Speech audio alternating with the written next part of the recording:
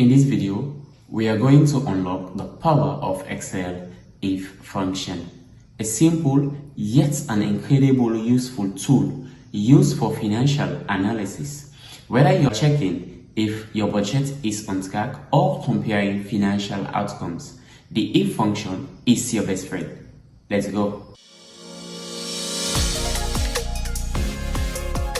The if functions allows you to perform a logical test and return one value if the test is true and another if it's false. The syntax is very straightforward. First, you define your condition, then specify outcomes for true or false. Okay, so now we are coming to look at these 7 exercises in order for us to grasp better understanding about the if statement.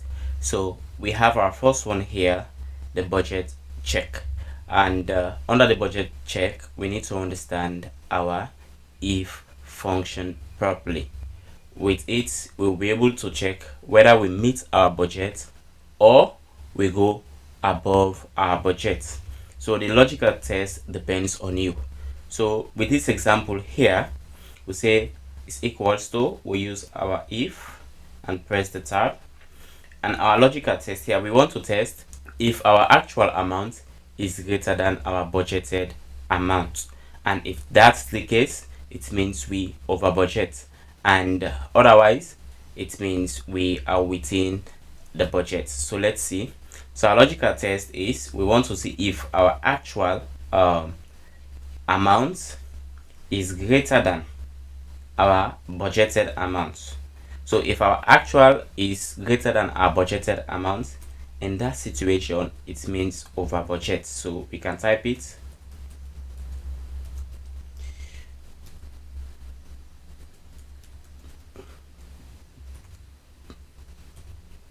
Value if false, we say within budget. Mind you, open your quotation.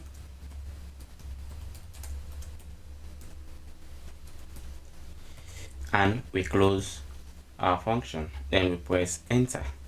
So in this case, let's see, we budgeted for 1,000 and now we use 1,200, which means we over budget. So we drag our formula down just like that. We have done with our first example of the if statement. Now let's continue. We have our sales target. On this next example, we are working about the sales target. In this situation, we are looking for a status, either good or bad, and we want to test if our targeted sales is greater than or lesser than our actual sales. Or in that light, we want to see if our actual sales outscore our sales targets. Then we say that one will be good, because when the more we sell, the more revenue we generate. So in that light, it will be a good one. But if we budgeted for 10,000 and we sell below 10,000, that's a bad signal. So let's see how we can highlight this status. So we can come on our first cell here. We say equals to if, and our logical test is, so we want to see if our sales target is greater than our actual, and that is a bad sign. Is that not so? If it's greater than our actual, then we say it is bad. For our value if true, then if false, we say it is good. Otherwise, it is good. Then press enter and then drag our formula down. So in this case, we can see here we had a sales target of 10,000, but our actual sales is 12,000, which is a good one. So that's how we go about this when you have this situation. We come to the next one here. So now we take it to more advanced of using the if function, which we refer to as the nested if. Let's see how we can go about it. In this situation, we have our performance level, sales data, and we have our salesperson, sales target, actual sales, and also performance. But our performance, we have 3 situations. We have expected target, targets missed, and meet target. In this situation, below is targets missed, exact is our target meet, and above is exceeded targets.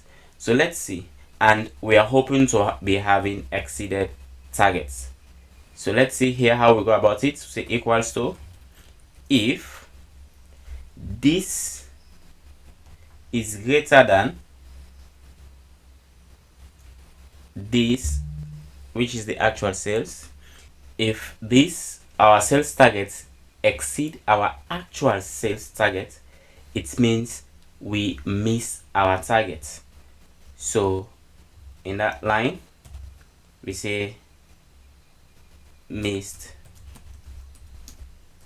targets, or we label here targets missed.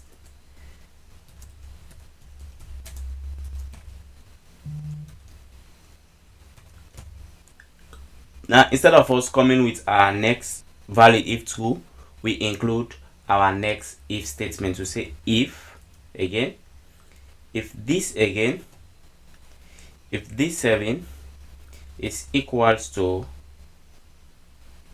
this man. So valid if true, we say what? We say met target.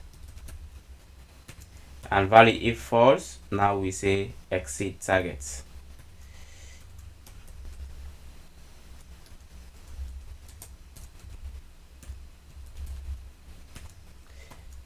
So say equals to, if you can see in our first situation here, we have a sales target of 10,000 and now we made our actual sales of 12,000, which means we exceeded our target, which is a good one. So now you can see here 15,000 met targets, 8,000 met targets. We targeted for 20,000, but we actually sold 18,000, which means we missed target. So this is how you go about it. So now we come to a more advanced session again of the nested if, where we'll be calculating values now. So let's see here, we have our salesperson, our sales targets, our actual sales, and also performance and bonus. And over here we have our performance, we have exceeded targets, targets missed, and met targets, and also with their respective bonus percentages, sorry. And let's see how we go about this.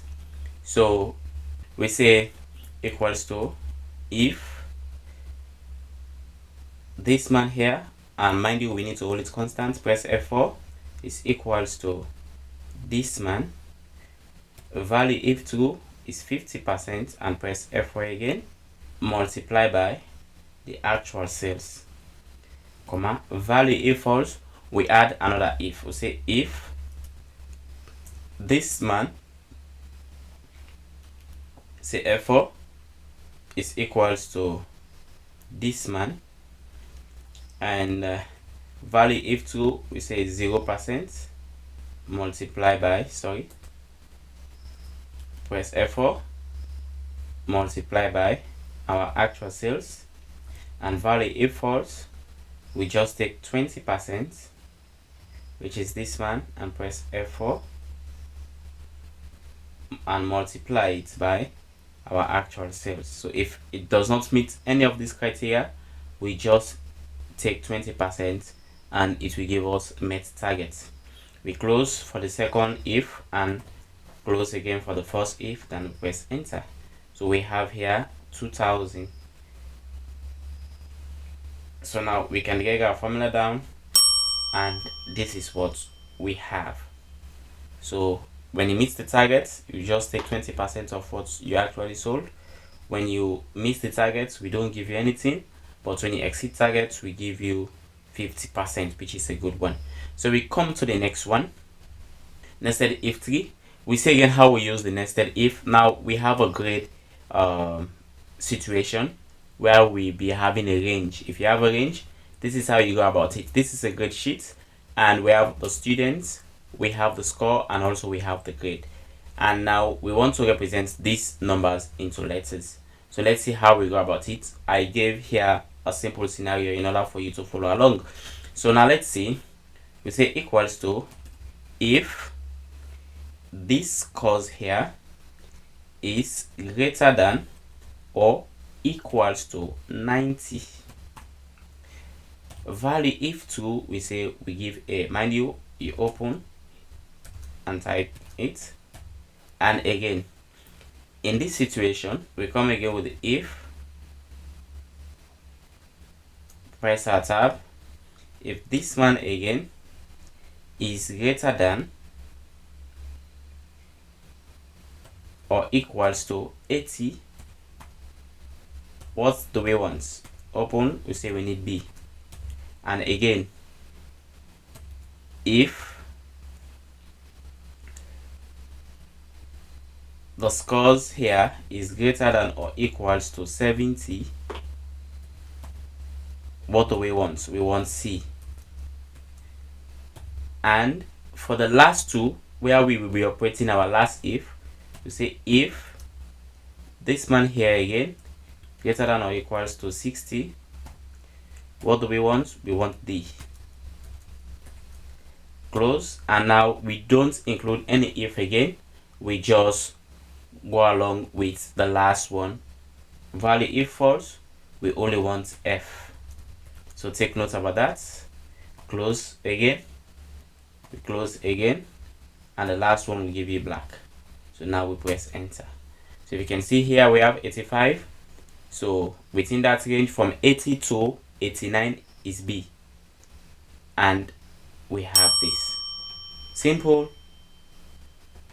We just simple click, we have done our grading system. So let's go again to our next one. In this situation we are coming to use if and or, and the and or function is also a logical test, which is also a very good one. So let's see how we can combine them to make a viable decision. Now you want to determine loan approval based on multiple criteria. So for example, we have a credit score of at least 700 and an income of at least $500,000. So this is a scenario we have, and we want to see if we need to approve you for a loan. You need to meet these two criteria. First, you need to have at least 700,000 and 700 credit score, or at least 50,000.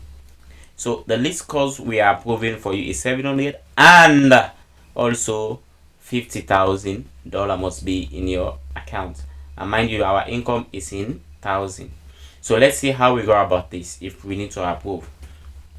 So say if, and then we use the and function in it again. And means our logical two or more logical test must be true. If any one of them is false, then it will return false. But if all of them is true, it will give you true. So this is how it goes. So our first logical test is this man here must greater than or equals to, our at least scores here is 700, so we'll put it. And our next logical test in here is that our income must be at least 50,000, which means this man must greater than or also equals to 50. Mind you, we are in thousand, so we close our and. So this is our logical test. We have two logical tests here in one in the and function. So we close it. Now value if true, what do we want?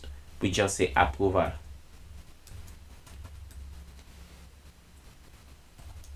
Say approve. And value if false, we say not approve. And then we close our brackets, and then we press enter. In our first situation, we have a credit score of 720 and an income of 55. So in this light, we will approve this loan. So let's see.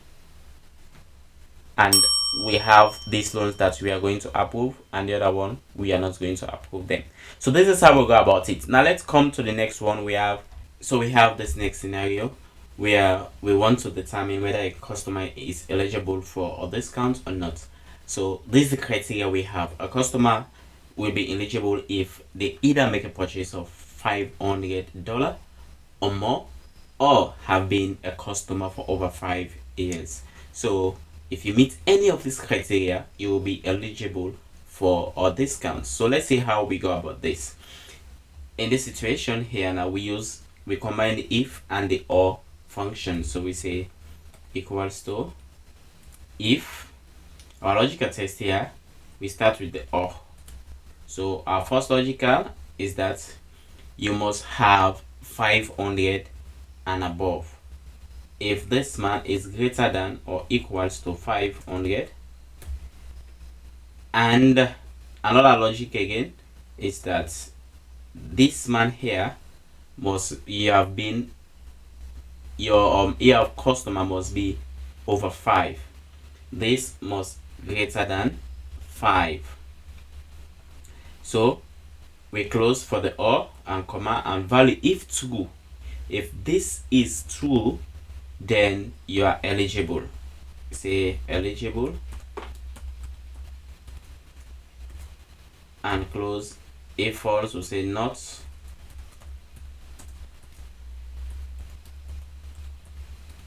eligible, and we can close here.